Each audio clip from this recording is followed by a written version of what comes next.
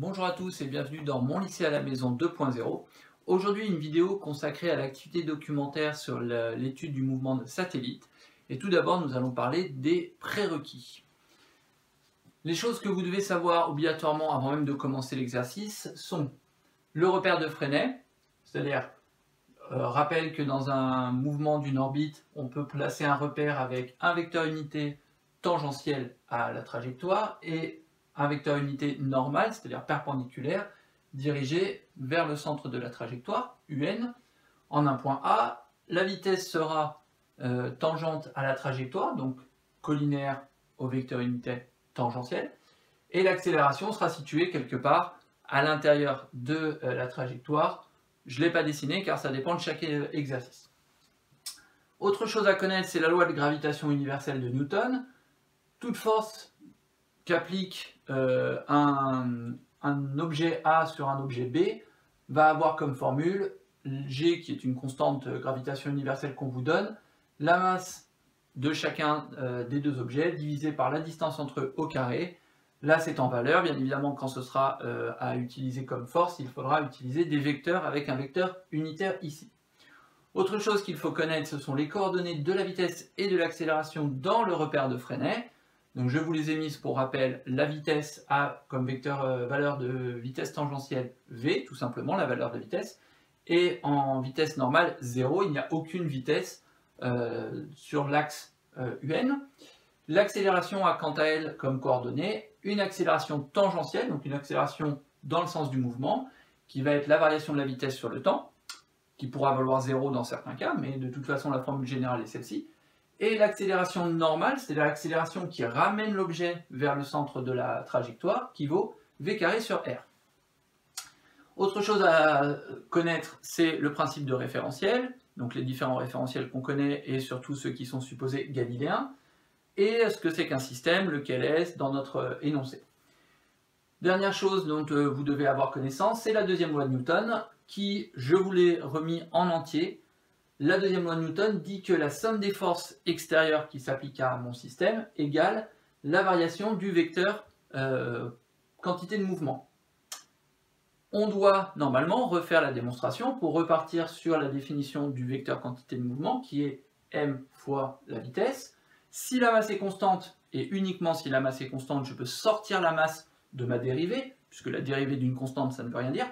Donc je sors la masse de ma dérivée, et vous savez que dv sur dt vaut ma. C'est pour ça qu'on dit souvent que la deuxième loi de Newton nous permet de dire F égale ma. Mais attention au raccourci, la démonstration reste nécessaire.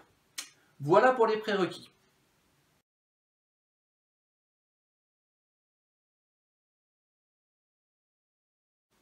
Alors maintenant que nous avons vu les prérequis nécessaires, on va s'intéresser à la première partie qui est sur l'orbite du télescope. La première question vous demande quelle est la trajectoire du télescope Hubble dans ce référentiel, le référentiel géocentrique.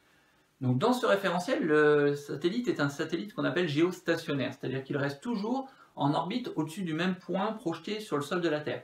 C'est-à-dire qu'il va tourner autour de la Terre à la même vitesse que la Terre tournera sur elle-même. Ce qui veut dire tout simplement que la distance entre la Terre et ce satellite sera constante. Nous avons donc un mouvement, une trajectoire circulaire. Ensuite, on vous demande à partir de la deuxième loi de Newton, montrer que dans l'approximation d'une trajectoire circulaire, le mouvement du télescope est uniforme. Donc ça, c'est une partie de cours spécifique que nous avons vue sur le mouvement circulaire uniforme. Comment on y revient à ce mouvement circulaire uniforme? Je vous rappelle qu'un mouvement uniforme, ça veut dire que la vitesse est constante. Vitesse constante, ça veut dire accélération nulle. Donc il va falloir prouver que l'accélération tangentielle, uniquement l'accélération tangentielle ici, l'accélération tangentielle est nulle. On nous dit de partir de la deuxième loi de Newton. Donc la deuxième loi de Newton, ici, nous allons l'écrire. Pour faire cette loi de Newton, on a besoin d'un bilan de force. On a besoin de savoir quelle force s'applique sur le satellite. Il n'y en a qu'une, la force d'attraction universelle, c'est-à-dire la force que la Terre exerce sur le satellite pour l'attirer à elle. Donc la force sera la force de la Terre sur le satellite. Et en ayant fait la démonstration complète de la deuxième loi de Newton, on arrive à cette force-là, donnera ma. Je vous rappelle qu'il y a une démonstration à faire pour arriver à cette simplification. La force qui est ici, je vais pouvoir la dessiner ici. On sait que c'est une force qui est sur la direction Terre-satellite. Si je la dessine, je vais la dessiner ici. Alors avec une échelle complètement arbitraire, hein, la force de la Terre sur le satellite. Et je pourrais d'ailleurs dessiner exactement la même à l'opposé de l'autre côté, c'est-à-dire la force que le satellite exerce lui aussi sur la Terre. Vous savez que c'est la troisième loi de Newton des interactions. Cette force-ci, c'est la force de gravitation universelle, donc je peux mettre sa formule, ce sera G, masse de la Terre multipliée par la masse de Hubble, divisé, alors ici aussi ce sera la masse de Hubble, je l'écris une fois, mais de toute façon ça va simplifier, divisé par la distance entre les deux, au carré, et il me faut un vecteur unité. Le vecteur unité, tout simplement, je vais prendre le vecteur UN qui est ici, puisqu'ils sont collinéaires, et en plus ils sont dans le même sens, égale m de Hubble fois l'accélération. Donc on voit déjà, hein, les deux masses vont s'annuler comme on en a l'habitude, et on va se retrouver à pouvoir faire une projection sur les axes de notre repère de cette accélération. Vous voyez qu'ici je n'ai qu'une composante en UN, je n'ai pas de UT. On l'a déjà vu, hein, l'accélération ici ne sera que dirigée vers le centre de la trajectoire, sur la normale. Du coup, lorsque je vais projeter pour connaître les coordonnées de l'accélération, sur les axes, ben quand je projette sur l'axe UT, j'ai 0, donc accélération tangentielle nulle. Et quand je projette sur UN, ben je n'ai qu'à garder cette partie-ci, qui en plus est positive, ça tombe bien. Et on aura comme valeur Gm de la Terre divisé par R au carré. D'accord? Alors ici j'ai mis un petit m, je vais le changer puisque dans notre énoncé on met un grand M. Autant utiliser les écritures de l'énoncé. Je viens de montrer que l'accélération tangentielle est nulle. Donc si je primitive pour avoir la vitesse, donc les coordonnées de la vitesse, donc la vitesse tangentielle me donnera forcément une constante, ici. Je ne vais pas faire la suite pour l'instant, puisque ce n'était pas la question qui nous était posée pour le moment. Donc je viens de prouver, en trouvant une accélération tangentielle nulle, que la vitesse tangentielle est constante, ce qui me permet de dire que le mouvement est, comme on nous l'a demandé, un mouvement circulaire uniforme.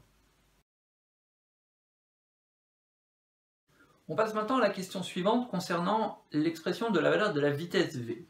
Dans la question précédente, on a vu que l'accélération pouvait avoir comme coordonnées accélération tangentielle nulle, accélération normale, gmt sur r carré. On connaît aussi par définition, dans le repère de Freinet, que l'accélération a comme coordonnées dv sur dt, v carré sur r. Ça, c'est la définition de l'accélération dans le repère de Freinet. Donc ici, on voit que le dv sur dt égale 0, comme on vient de le dire, vitesse constante, donc mouvement circulaire uniforme. On va s'occuper uniquement de la partie du bas. On va pouvoir faire une analogie entre nos deux écritures. Donc je vais avoir de ce côté gmt sur r carré égale v carré sur r. Je vais avoir un des deux r ici qui va se simplifier. Je vais me retrouver avec gmt divisé par r égale v carré. Pour connaître v, il suffit que je prenne la racine. Donc de cette expression, je peux déduire que v égale gmt sur r en racine. Alors c'est pas tout à fait la définition que vous avez, la formule que vous avez sur votre énoncé, parce qu'on n'a pas de petit r dans l'énoncé. Ça c'est un piège que vous aurez assez souvent. Quand vous regardez mon schéma ici, ce que j'ai fait en bleu c'est la taille de la Terre. Alors pas du tout à l'échelle, hein, mais il faut penser qu'à chaque fois les longueurs les distances que nous allons utiliser sont de centre à centre. C'est-à-dire du centre du satellite, bon lui est très très ponctuel donc il n'y a pas de problème, mais ici c'est le centre de la Terre, c'est-à-dire que la distance entre le centre de la Terre et le centre du satellite, ben, il va falloir déjà prendre en compte le rayon de la Terre, RT, qui vous est donné, et ensuite l'altitude ici, la distance H de mon satellite. Donc attention, quand on est à des distances très très lointaines, ce rayon de terrestre ne sera pas utile, mais là, pour le cas d'un satellite qui peut être à quelques dizaines, centaines, voire milliers de kilomètres d'altitude, ce rayon peut être important. C'est pour ça que dans l'énoncé, vous avez comme formule plutôt GMT, toujours la masse de la Terre, sur le total, c'est-à-dire le rayon de la Terre, plus l'altitude du satellite. Toujours en racine, puisque nous avions avant un V carré.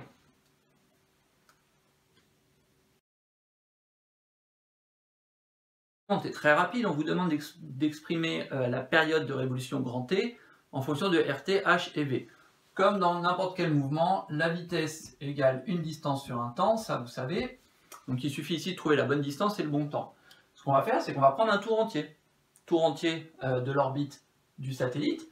Donc la distance ici, ça va être un cercle, périmètre d'un cercle, 2π fois le rayon du cercle. Et combien de temps faut-il pour faire un tour entier? La période grand T justement qui nous intéresse. On manipule un petit peu la formule, on va extraire grand T tout seul. Grand T égale 2π fois R divisé par V. R n'est pas dans ce qu'on m'a autorisé à utiliser, on m'a demandé RT et H. Comme tout à l'heure dans la question précédente, on va tout simplement remplacer 2π RT plus H sur V. Voilà pour la période grand T. Je réponds tout de suite à la suivante, rappelez la troisième loi de Kepler. La troisième loi de Kepler, T carré sur R cube égale une constante. Ici j'ai mis R cube et non pas A cube, puisqu'on est sur l'approximation d'une orbite circulaire. Dans un cercle, on n'utilise pas le demi-grand axe, mais le rayon. C'est pour ça que j'ai mis un petit R. Alors dans les deux questions précédentes, nous avons trouvé deux formules que nous allons utiliser pour la question à venir. Pour rappel, on a trouvé une formule pour la vitesse, une formule pour la période. Et on vous demande dans la question de montrer que dans le cas de Hubble, T carré sur R cube, loi de Kepler, ça nous dit quelque chose, égale 4π carré sur GMT. Alors là, c'est tout simplement de l'utilisation de formules, de l'exploitation de formules. Je vais partir de celle-ci, puisqu'on nous parle de T carré sur R cube, je vais tout simplement déjà mettre T au carré. Donc T au carré va égaler à 4π carré RT plus H au carré divisé par V carré. V, je l'ai ici, donc je vais le mettre ici. L'avantage d'être passé au carré, c'est que la racine va disparaître. Donc, je remplace également encore en haut, rien ne change. Et donc, j'ai toute cette fraction ici qui se retrouve en bas. Donc on va faire un petit peu de manipulation de formule encore une fois. Ici j'ai une fraction en bas, donc vous savez que le dénominateur va remonter au numérateur. Alors, on va aller au bout. Donc 4π carré RT plus H, donc qui était déjà au carré, mais je en rajoute 1 ici, donc je vais passer au cube, divisé par, là il ne me reste plus que G fois MT. Ici, là, j'aurais pas quelque chose qui ressemble à R au cube. Donc dans la question, on nous demande T carré divisé par R au cube. Ça, je vais tout simplement le faire passer de l'autre côté de mon égalité. Donc quand il va passer de l'autre côté, du coup, il va être en bas. RT plus H au cube. Et qu'est-ce qu'il me reste? Il me reste 4π carré divisé par GMT. Bon, ici, vous avez reconnu que RT plus H, c'est ce que je vous ai dit tout à l'heure, c'est petit r. Donc ça tombe bien, T carré sur R au cube égale 4π carré sur GMT. C'était ce qu'on vous demandait. Et dans la question suivante, que je ne vais pas prendre le temps de corriger, on vous demande tout simplement de calculer la période grand T, ici, en fonction des données que vous avez en haut de votre énoncé. Donc là, attention sur la calculatrice à bien mettre les puissances de 10 au bon endroit, de bien faire attention aux unités utilisées, s'il vous plaît. On vous demande de l'exprimer en minutes. Donc il va falloir peut-être faire des conversions au niveau des valeurs qui vous sont données.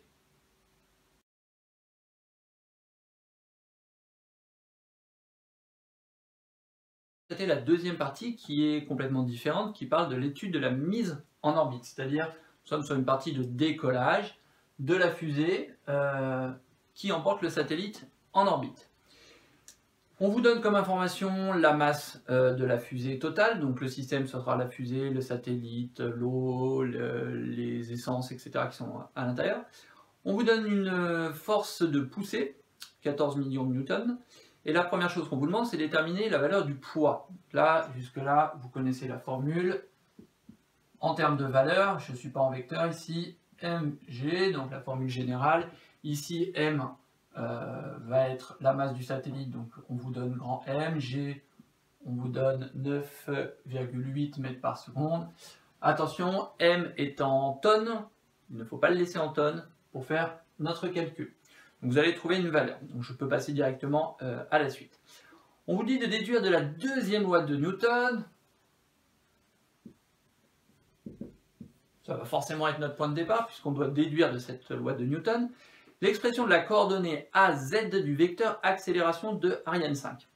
Donc vous avez vu que j'ai représenté ici en pointillé, pour ne pas surcharger le dessin, l'axe OZ. Le repère qui a été choisi ici, qui vous est imposé, n'est un repère que sur un axe, puisque le mouvement va être rectiligne, donc il n'y a pas besoin d'un deuxième axe. Et attention, on n'est pas en X ou en Y, ici on vous a donné un Z. L'origine est au centre d'inertie de la fusée, je l'ai placé ici, c'est arbitraire de ma part. Et on va considérer qu'à partir du moment où le mouvement va être initié, on va avoir un déplacement ici du centre d'inertie. Vous savez que pour faire la deuxième loi de Newton, on a besoin de faire d'abord le bilan des forces. Le système et le référentiel ont déjà été précisés dans les énoncés. Le bilan des forces, qu'est-ce qui s'applique à ma fusée au moment du décollage? Eh bien aujourd'hui, dans cet exemple-là, il va s'appliquer deux forces. Donc la deuxième loi de Newton, je vous rappelle, somme des forces extérieures égale mdp sur dt, etc. Donc égale ma. Alors je vais tout de suite mettre comme notation grand M, puisque c'est la notation qu'on vous donne dans l'énoncé. Et c'est ici qu'il va falloir travailler. Quelle force il y a? Il y a le poids. Et au moment du décollage, il y a également la force de poussée. On vous dit grand F. Vous voyez qu'ici, on va avoir deux forces, contrairement aux énoncés qu'on fait en chute libre, où il n'y a que le poids, puisque c'est la définition de la chute libre. Ici, on a deux forces. Donc ces deux forces, je vais les représenter. Je vais les représenter en rouge, non, en bleu. Tiens. Donc le poids, centre d'inertie, centre d'application vertical vers le bas, vers le centre de la Terre, de valeur P, que vous avez d'ailleurs calculé dans la première question. Et la deuxième force qui va s'appliquer également, alors on peut la situer à cet endroit-là, normalement elle va plutôt se situer au niveau des gaz éjectés, pardon. Mais bon, à la limite, on va pouvoir la représenter ici. Donc cette force de poussée, c'est la force que les gaz vont projeter, les gaz expulsés vers le bas vont permettre de pousser la fusée vers le haut. Bien évidemment, je l'ai faite plus grande, arbitrairement encore une fois, mais si je la fais pas plus grande que le poids, la fusée ne décollera pas. Donc c'est pour ça que j'ai mis une force F arbitrairement une fois et demie plus grande. Donc ça c'est le schéma. Maintenant on va continuer sur notre seconde loi de Newton. Vous savez qu'on doit projeter sur les axes, là il n'y en a qu'un, nos valeurs pour avoir les coordonnées. Bah, tout simplement, si je prends mes deux forces ici, je vois que le P est inverse à la direction du mouvement, de l'axe, alors que la force de poussée est dans le même sens. Donc la force de poussée va être en positif, le poids va être en négatif. Donc tout simplement, je vais me retrouver avec F moins P égale M A. Puisque l'accélération, je vais la dessiner également, l'accélération elle est dans le sens du mouvement vers le haut. Alors je la fais d'une longueur arbitraire, puisque je n'ai pas de valeur et pas d'échelle. De cette écriture, donc là A c'est l'accélération selon Z, puisqu'on a projeté sur l'axe Z, bah, tout simplement, hein, je vais faire une petite manipulation de formule et je vais obtenir ici que l'accélération selon l'axe Z, je divise par M de l'autre côté, P bah, c'est mg, donc les deux M vont se simplifier, F, là je vais être obligé de le garder, donc F, allez je vais le détailler, F moins P sur M, qui va me laisser F sur M moins G, puisque P c'est mg. M sur M pour simplifier, il va me rester G. Voilà pour la question qui vous est posée, donc de trouver la coordonnée AZ de l'accélération, F sur M moins G.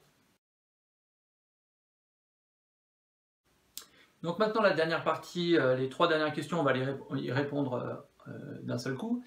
On vous dit que l'accélération reste constante si l'on peut négliger les forces de frottement, ce qu'on fait souvent, et si le champ de gravitation reste constant. Je vous renvoie au chapitre sur les champs uniformes. On montre que l'altitude ZT, je vous l'ai remise ici, égale 1/2 de F sur M moins G fois T carré. Je vous rappelle comment on a pu trouver ça. Tout simplement, on a pris l'accélération, on a primitivé pour obtenir la vitesse, et on a à nouveau primitivé pour obtenir la position. C'est une démonstration qu'on ne vous a pas demandé aujourd'hui, mais qu'on aurait pu vous demander, passer de l'accélération à la vitesse, puis à la position ici. Là, on vous donne la formule et on vous demande tout simplement de calculer la valeur de Z au bout de 10 secondes. F, vous le connaissez, M, vous le connaissez, G, vous le connaissez, D, T, vous le connaissez puisqu'on vous le donne 10 secondes. Attention aux unités encore une fois. Donc, calculer l'altitude ne va pas vous poser de problème. La question suivante vous dit qu'en réalité, la Ariane 5 est nettement plus basse que ce qu'on aurait pu attendre et on vous demande de proposer une explication énergétique. Alors, tout simplement, l'explication que je vous propose, c'est que négliger les frottements, c'est bien beau sur le calcul, mais en vrai, ce n'est pas du tout réaliste. Les frottements sont importants. Du coup, on va avoir une altitude qui va être freinée. Il y aurait une 3e force à faire rentrer en considération, les forces de frottement. Dans notre calcul, pour connaître l'accélération, évidemment, c'est quelque chose qui est très complexe. Donc, énergétiquement, on va partir du principe qu'on a une perte d'énergie par le frottement de la fusée dans l'air. Pourquoi le satellite a été placé en L2 plutôt qu'en L1? Alors, dans le document au tout début de votre énoncé, vous avez une petite explication sur ce qu'on appelle les points de Lagrange. Les points de Lagrange, il y en a 5 ici que je vous ai remis en schéma, 1, 2, 3, 4, 5. Ces points sont des points particuliers dans l'espace entre 2 astres. On a le Soleil, on a la Terre. Imaginons qu'on balance un objet dans l'espace qui va être soumis à des forces de la part de 2 corps massifs. La Terre d'un côté et le Soleil par exemple d'un autre. Eh bien ces points de Lagrange sont des endroits où cet objet, les forces qui lui sont appliquées vont se compenser en quelque sorte. C'est-à-dire que l'attraction qui va le subir du Soleil qui est quand même beaucoup plus loin par rapport à la Terre, mais qui est aussi beaucoup plus massif, va se compenser avec l'attraction qu'il va subir de la part de la Terre. Donc si je place un objet à cet endroit-là, il ne va pas être dévié d'un côté ou de l'autre, il va rester à sa position. Et il va suivre le mouvement de la Terre à la même vitesse qu'elle autour. Donc en fait, ils vont tourner de façon synchrone, comme ça, autour du Soleil. C'est la principale propriété des points de Lagrange. Donc la question c'est pourquoi avoir choisi pour Hubble celui-là, mais pour James Webb avoir choisi le point L2. Tout simplement, le télescope James Webb a été envoyé dans l'espace pour observer l'univers. Pour observer l'univers, c'est comme avec des jumelles ou comme avec un télescope sur Terre, plus il y a de lumière, plus ça nous perturbe. Ce qui veut dire que le point qui est ici, finalement, derrière la Terre, alors derrière n'est pas un mot très propre dans l'espace, mais on voit bien qu'ici, il va y avoir l'ombre de la Terre. Lorsque la Terre va être éclairée par le Soleil, ici, il va y avoir une espèce de zone d'ombre, une espèce de cône d'ombre, et le point L2 va être dans l'ombre de la Terre. Du coup, il ne va pas être perturbé par la lumière qui vient du Soleil, et donc on aura des possibilités de faire des clichés, des photos, des vidéos de meilleure qualité, et en plus ne sera pas soumis à tous les rayonnements électromagnétiques qui pourraient perturber ces signaux, perturber les équipements, détériorer le matériel, puisque c'est la Terre qui va servir d'écran. Et comme le point de Lagrange tourne en même temps que la Terre, il sera toujours dans l'ombre de la Terre, ce qui en fait un meilleur choix pour le placement du satellite d'observation, du télescope James Webb. Voilà pour l'activité documentaire, j'espère que ça vous a permis de mieux comprendre ce chapitre. Sinon, je vous rappelle qu'il y a la vidéo sur le chapitre P9. Et si vous avez encore d'autres questions, n'hésitez pas. Bon courage, bon travail et portez-vous bien.